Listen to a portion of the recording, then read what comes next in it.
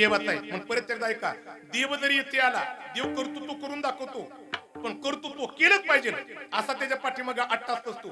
पण फक्त जनसामान्य करतात तू आपलं कर्तृत्व करून दाखवतो. म्हणून देवाला कर्तृत्व नाही. पण परत एकदा ऐका, कर्तृत्व जरी केलं तर त्या कर्तृत्वाचा भोग मात्र देवाला भोगावा. एक भागवतामध्ये गोड वर्णन आला, देवाने कर्म जरी केलं ते कर्माचा भोग मात्र देवाला भोगावा लागत नाही. भगवान श्रीकृष्ण परमात्म्यापर्यंत त्यांच्या श्रीगुरूने निरोप पाठवला की माझ्या करता अन्नाची व्यवस्था करा.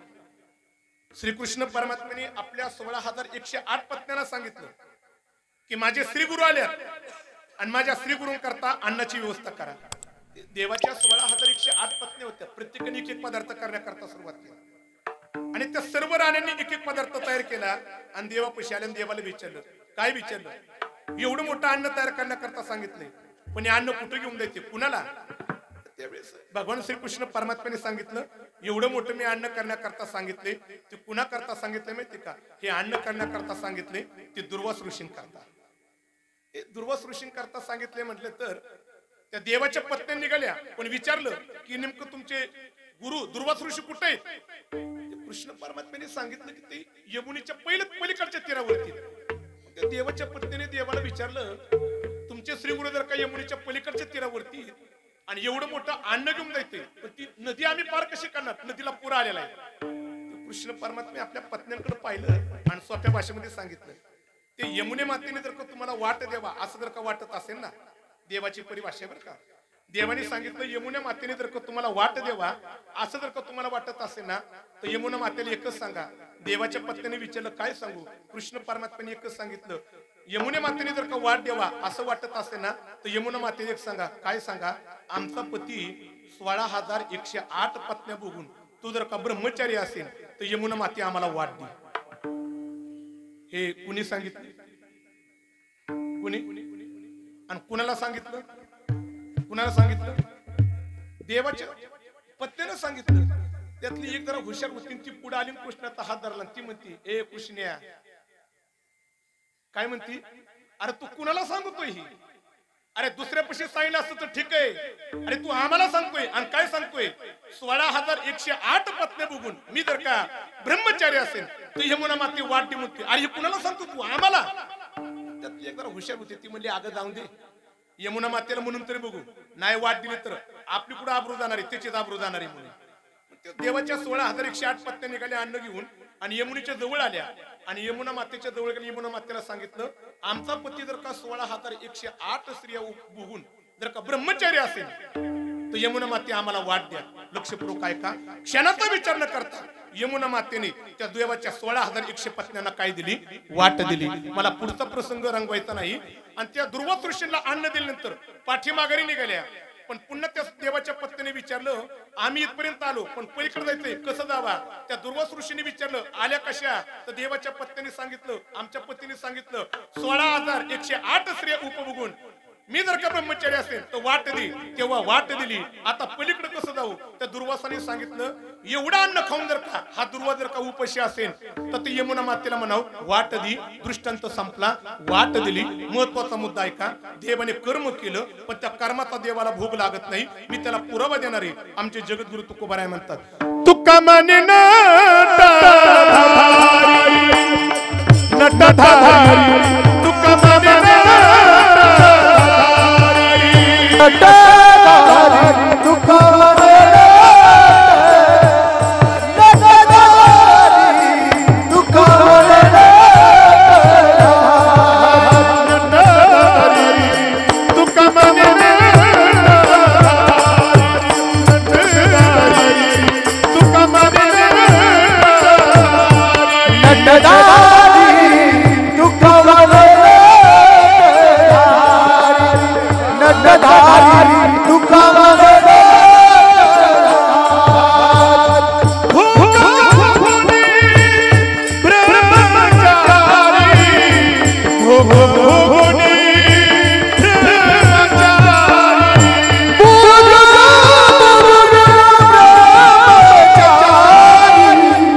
हो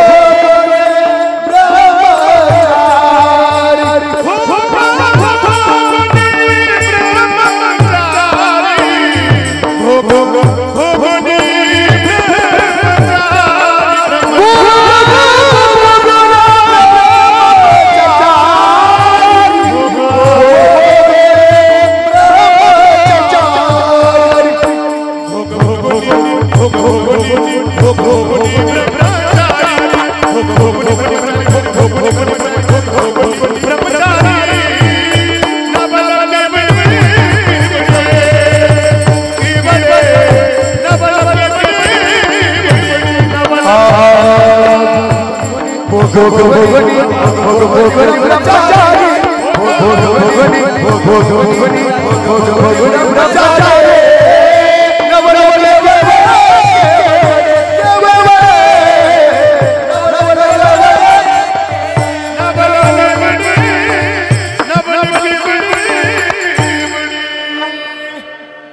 जगद्गुरु तुकोबाऱ्यांनी त्याची परिभाषा व्यक्त करत असताना तुकोबाऱ्या म्हणतात की देवाला कर्तृत्व आहे, पण त्या कर्तृत्वाचा भोग मात्र देवाला लागत नाही बरं का. पण याच्यावरती शंका घेतली की महाराज मृत्यू लोकांमध्ये नंतर कर्म केलं की त्या कर्माचा कर्तृत्वाचा भोग प्रत्येकाला भोगावा लागतो, पण देवाने मात्र कर्म करून देवाला त्या कर्तृत्वाचा भोग का भोगावा लागत नाही. एक त्याची थोडीशी अशा प्रकारची क्रिया सांगितली, प्रक्रिया सांगितली. देवाला कर्तृत्वाचा भोग का भोगावा लागत नाही त्याचं कारण सांगितलं काय.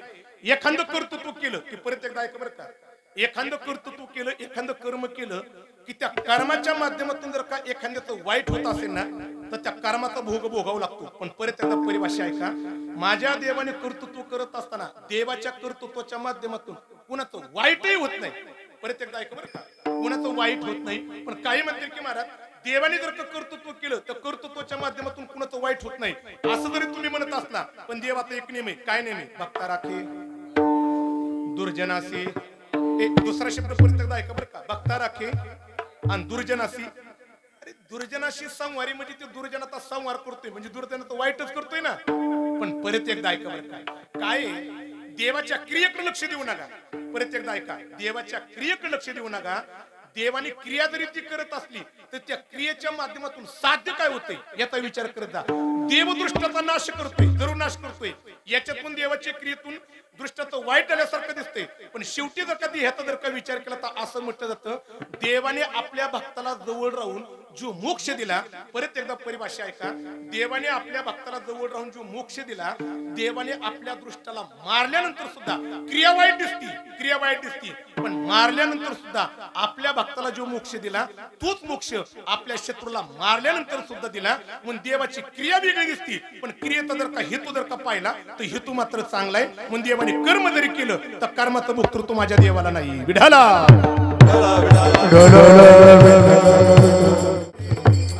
देवाच्या ठिकाणी समानता कशी बरं का, याच्याकरता विश्वमाऊली ज्ञानोबऱ्यांनी ज्ञानेश्वरीमध्ये एक गोड विखर्चित केली बरं का.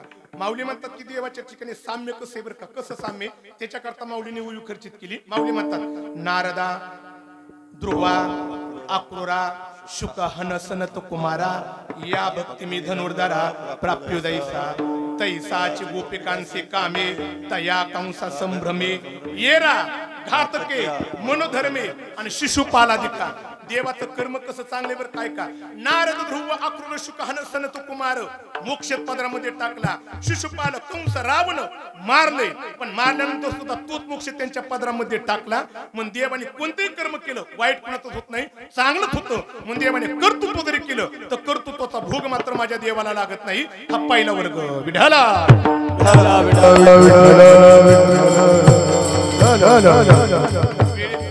बंधन पाळून मला कर्तृत्व वाजा भोक्तृत्व देवाचा वर्ग आहे.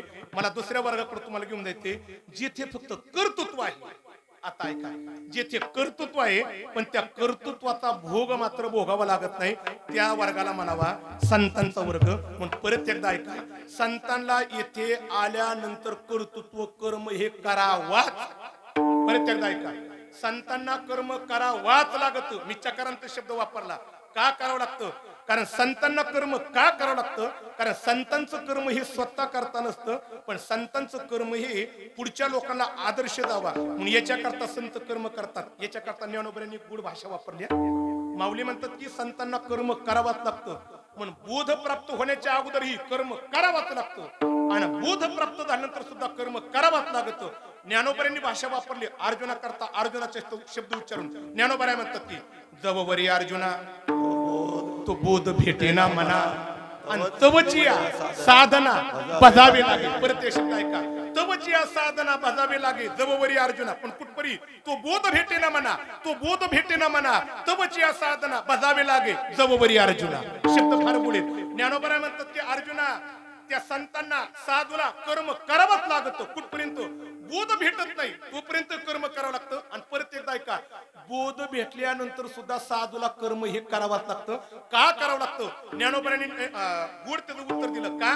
कारण संतांचं कर्म स्वतः करता नाही, पुढच्या लोकांना करताय म्हणून असंही म्हटलं जातं बरं का. कर्म करतात ते कोणा करता करतात, यद्दाचरती श्रेष्ठ तत्तदेवी तरोजनः म्हणून असंही म्हटलं जातं. येथ वडील जी जी करती आणि तया नाम धर्म ठेवीती येरतीची अनुष्ठिती सामान्य सकळ. साधूला कर्म का करावं लागतं? स्वतः करता करावं लागत नाही. पण साधूला माहिती समाज माझ्याकडे पाहून जीवन जगतोय, माझ्या करता नाही पण समाजात व्हायचं मला कर्म करावं लागतं. म्हणून तो जगद्गुरु तुकोबाराय म्हणतात ते म्हणून या संती आवश्यक पाळावी. म्हणून या संती आवश्यक पाळावी.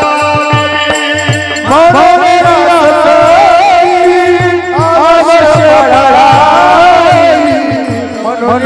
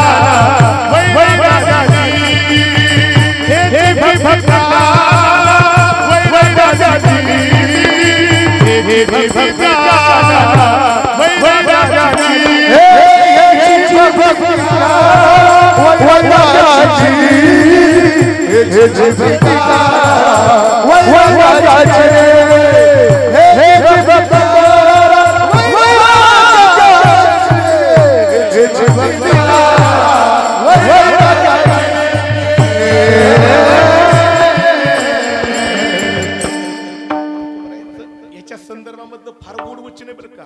तुकोबाराय म्हणतात की वर्तुनी दावावे जना माझी. का जना माझी दाखवावे? कारण संतांना कर्म करण्याची गरज नाही पण समाजाकरता कर्म करावं लागतं बरं का. ते याच्याकरता मला ज्ञानोबांच्या जीवनातला आणि निवृत्तीनाथांच्या जीवनातला एक प्रसंग फार गोड आठवतो बरं का.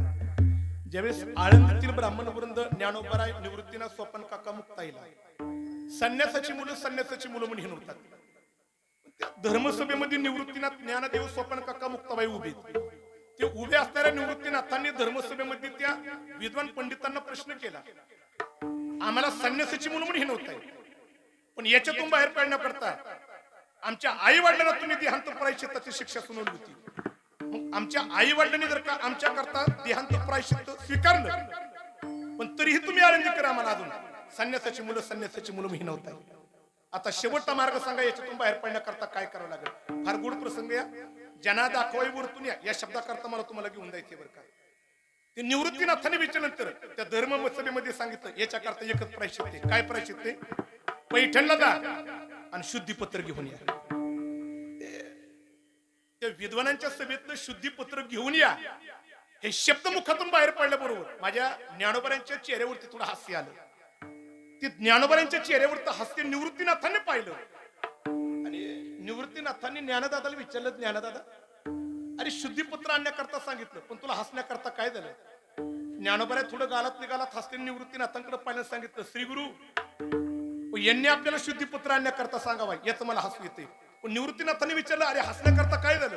ज्ञानदादांनी सांगितलं श्रीगुरूंना, श्रीगुरु यांनी आपल्याला शुद्धीपत्र आणण्याकरता सांगावा. खरं सांगू का श्रीगुरु, आपण मूळची शुद्ध आहे आपण मूळचे शुद्ध आहेत. अरे अशुद्ध तर हे ह्यांना शुद्धीपत्राची गरज आहे आणि ह्यांनी आपल्याला शुद्धीपत्र आणण्याकरता सांगावा. श्री गुरु आपल्याला शुद्धीपत्राची गरज नाही. परत एकदा परिभाषा ऐका. ज्ञानदादाचे शब्द श्री गुरु निवृत्तीनाथांनी ऐकलं आणि ऐकल्यानंतर श्री गुरु निवृत्तीनाथांनी ज्ञानदादाचा हात धरला. शब्द फार गोड आहेत आणि श्री गुरु निवृत्तीनाथ ज्ञानदादाला म्हणतात की ज्ञानदादा त्यांनी जे अर्थी शुद्धीपत्र आणण्याकरता सांगितले ना, तर शुद्धीपत्र आणण्याकरता आपल्याला जावाच लागल.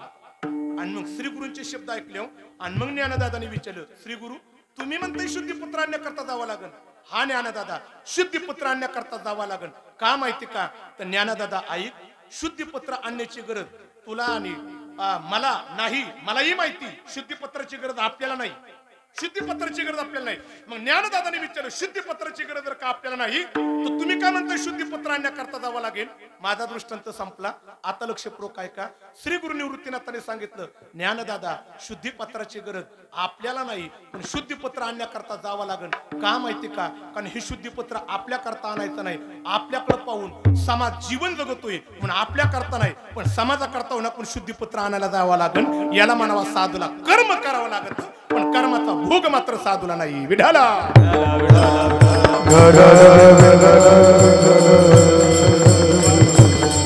शेवटच्या वर्गाकडे तुम्हाला घेऊन जायचे जिथे कर्तृत्व आहे आणि कर्तृत्वाचा भोग सुद्धा. म्हणून परत एकदा ऐका बरं का, तुम्हा आम्हाला कर्मही आहे आणि केलेल्या कर्माचा भोग सुद्धा आहे. मी जरा याच्याकरता थोडं चकारांत भाषा वापरतो बरं का. ऐका ऐका. येथे प्रत्येकाला कर्म करावाच लागतच पण केलेल्याच कर्माचाच भोगच भोगावाच आणि लागतोच बरं का. परत एकदा ऐका. केलेल्याच कर्माचाच भोगच भोगावाच लागतो. याच्यातून कुणाची सुटका होत नाही. म्हणून आमच्या नाथ महाराजांनी म्हणावा केले कर्म झाली तिची भोग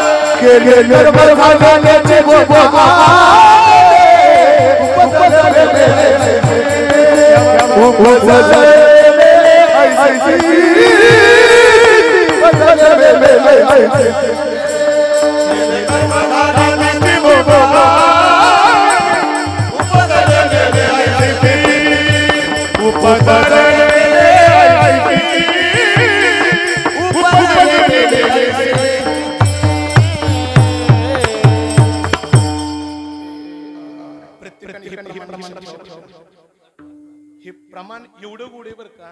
केलेल्या कर्माचा भोग प्रत्येकाला भोगावा. याच्यामध्ये मी दोन प्रकार करीन. काहींनी केलेल्या कर्माचा भोग इथंच भोगावा लागतो आणि काहींनी केलेल्या कर्माचा भोग इथं जरी नाही भोगला तर पुढच्या जन्माला येऊन त्या कर्माचा भोग भोगावा. कुणी असो केलेल्या कर्माचा काहींना इथेच भोगावा लागतो बरं का. काहींनी कर्म केलं तर कर्माचा भोग इथेच भोगावा लागतो बरं का. इथेच भोगावा लागतो इथेच भोगावा लागतो. एक मी थोडासा एक मोठ्यांच्या मुखात गुढ दृष्टांत ऐकला बरं का.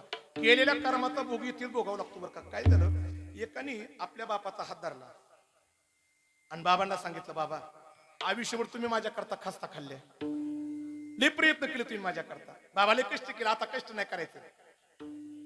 मी असं ऐकू नये बाबा, ते मोदी साहेबांनी काशीची काया पालट केलेली जराशी. माझी अशी इच्छा आहे की तुम्ही माझ्या बरोबर चालावा आणि काशी विश्वेश्वराचं दर्शन करावा. बापाला वाटलं की आजपर्यंत पोरांनी माझ्याकडे कधी नीट बघितलं नाही. मी जेवढे का उपाशी कधी मला विचारलं नाही. मी कुठं झोपलोय, मला काय लागते, मला कधी विचारलं नाही. पण आज मुलाच्या मनामध्ये परिवर्तन कसं झाले आणि तू मला म्हणतोय की मोदी साहेबांनी काशीचं चांगली कायापलट केली, काशी विश्वेश्वराचं दर्शन घडवतोय. पण बापाला वाटतं की काय का असताना मुलाच्या मनामध्ये परिवर्तन झाले आणि बापाने होकार दिला. चला म्हणला बाबा काशीला जाऊ. ऐका बरं का, दोघंही काशीची तीर्थयात्रा करण्याकरता निघाले. काशीमध्ये गेले, काशी विश्वेश्वराचं दर्शन केलं आणि दोघांनी मुक्काम केला. पण मुक्काम केल्यानंतर पहाटे 3:30-4 वाजता त्याने बापाला उठवलं. बाबा उठा लवकर. बापाने विचारला रे एवढ्या पाठ कशाला? अहो बाबा त्या गंगेवरती स्नान करण्याकरता गेलं की सकाळ फार उशीर होतो. पण बाबा ती उशिरानंतर गर्दी होती, आपण लवकर गंगेवरती स्नान करण्याकरता जाऊ.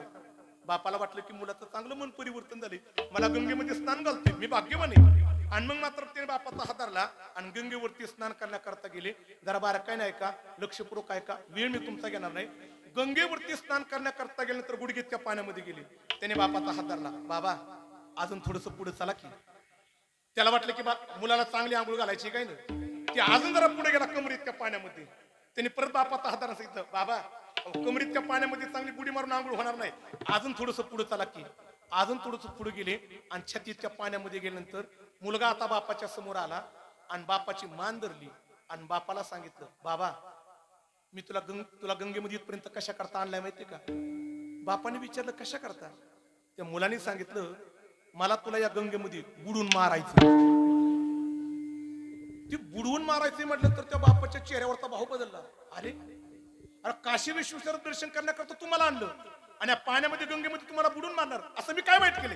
बाबा पाया पडतो, सगळं सांगण्याकरता वेळ नाही, पहाट जर का झाली तर लोक येतात, मी तुम्हाला लगेच बुडून मारणार आहे, याच्यामध्ये काहीच बदल होणार नाही. आता त्याने बापाने विचारलं, अरे पण का बुडून मारणार आहे. ते मला सगळं सांगण्याकरता वेळ नाही, मी तुम्हाला येथेच बुडून लगेच मारणार आहे, याच्यामध्ये बदल होणार. बापाने विचार केला, हा मला बुडून मारणार आहे, याच्यात बदल होणार. मग त्या बापाने मारायच्या अगोदर हात जोडलं आणि मुलाला सांगितलं, मला तू बुडून मारणार आहे, याच्यात बदल होणार नाही, पण जाता जाता बापाची इच्छा पूर्ण कर की.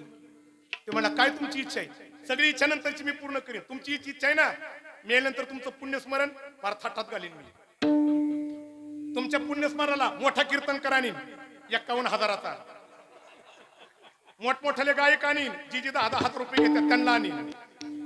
गावाला गुलाबजामची पंगत घालीन. कमी कशाचीच नाही बाबा, अजिबात काळजी करू नका, तुम्ही काहीच मागू नका, तुमचं पुण्यस्मरण मी थाटात घालीन. पण मरावं मात्र तुम्हाला लागणारच आहे, मरायचंय तुम्हाला. बापाने परत त्या मुलाकडे पाहिलं, सांगितलं, अरे माझं पुण्यस्मरण कसं घालीन, हे पाण्याकरता आता मी शिल्लक राहणार नाही, माझी ही इच्छा नाही. मग त्याने बापाने विचारलं, मुलाने विचारलं, बाबा तुमची इच्छा काय. झाला माझा दृष्टांत, आता लक्षपूर्वक आहे का.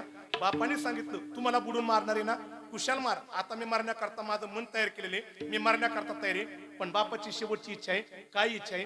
तू मला बुडून मारायचंय ना, कुशाला मार, पण माझी एकच इच्छा आहे, मला बुडून मार, फक्त या जागेवरती बुडून मारू नको. मुलाने विचारलं, या जागेवरती बुडून मारू नको, आणि मग तुला कुठं बुडू. बापाने सांगितलं, कुठेही मार, ही जागा सोड, वाटलं त्या पलीकडच्या कोपऱ्यातली, आणि तिथून मला बुडून मार, फक्त या जागेवरती बुडून मारू नको. आणि मग ते मुलाला काळजी पडू लागली, बाप असा का म्हणतोय, मला या जागेवरती बुडून मारू नको, त्या जागेवरती. आणि मुलाने सांगितलं बापाला सांगितलं, बाबा अहो हिथं तरी काय मारायचंय आणि तिथं तरी काय, अहो कुठं तरी मारायचं की, मग त्याच्यापेक्षा हिथंच मारा की. बापाने परत हात जोडून सांगितले, मारता मारता बापाची इच्छा आहे, मला बुडून कुशाल मार, फक्त या जागेवरती बुडून मारू नको, पलीकडच्या जागेवरती बुडून मार. आणि मग जाता जाता त्या मुलाने बापाला विचारलं, बाबा एवढं कळवळीने सांगताय, या जागेवरती बुडून मारू नको, त्या जागेवरती बुडून मार, पण या जागेवरती का बुडून मारू नको. जी त्याच्या बापाने उत्तर दिलं ना, माझा दृष्टांत संपला, लक्षपूर्वक आहे का. त्याच्या बापाने सांगितलं, या जागेवरती बुडून मारू नको. का माहिती का, कारण या जागेवरती मी माझ्या बापाला बुडून मारलेले, आणि म्हणून मला या जागेवरती बुडून मारू नका. माझा दृष्टांत संपला, केलेलं कर्म येथे भोगावं लागत. विढाला